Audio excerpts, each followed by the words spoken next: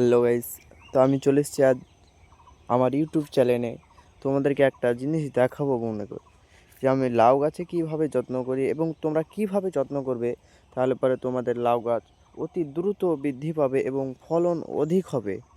তো এই ভুলগুলো করলে পরে আপনাদের ফলন মোটে ভালো হবে না, আর এই কাজগুলো করলে ফলন অধিকশীল হবে। তো প্রথমত ভালো বীজ আপনাদেরকে চুজ করা, ভালো বীজ বাজার হতে নিয়ে এসে সেটাকে রোপণ করতে হবে।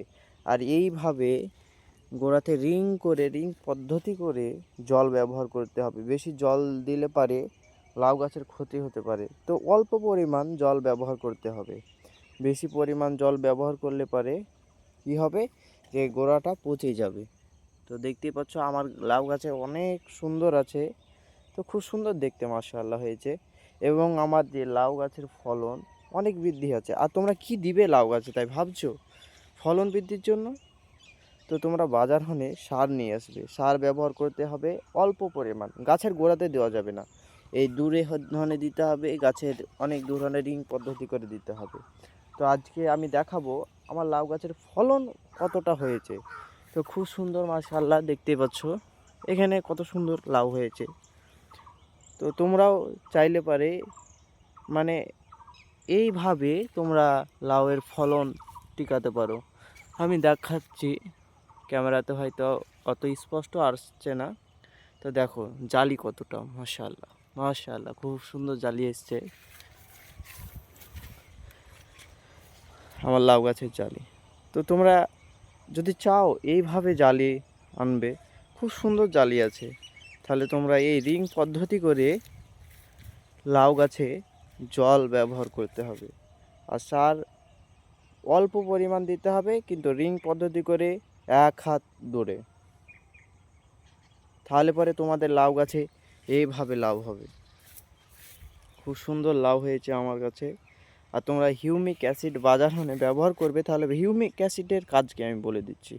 হিউমিক অ্যাসিডের কাজ যে তুমি গোড়াতে সার ব্যবহার করছো, ওটাকে গাছে শোষণ করতে খুব সাহায্য করে। তো লাউ আমার গাছে খুব সুন্দর হয়েছে, দেখতেই পাচ্ছ জালি অনেকটাই মাশাআল্লাহ, খুব সুন্দর সুন্দর জালি এসছে। তো জালি দেখাবার চেষ্টা করছি।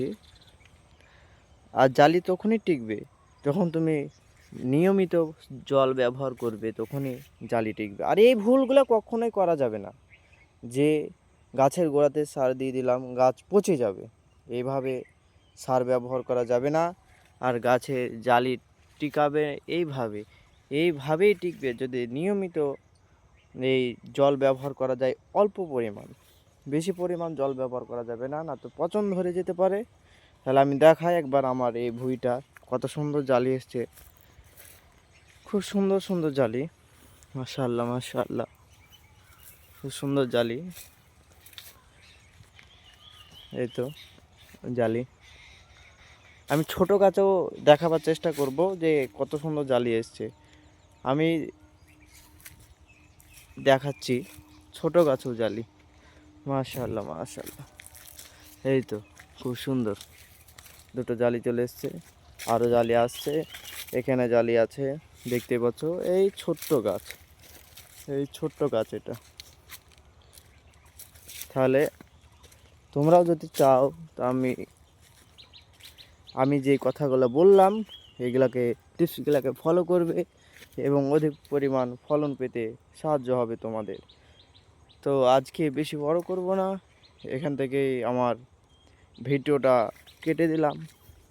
তো ভিডিওটা যদি ভালো লেগে থাকে লাইক কমেন্ট শেয়ার আর সাবস্ক্রাইব করতে ভুলবে না।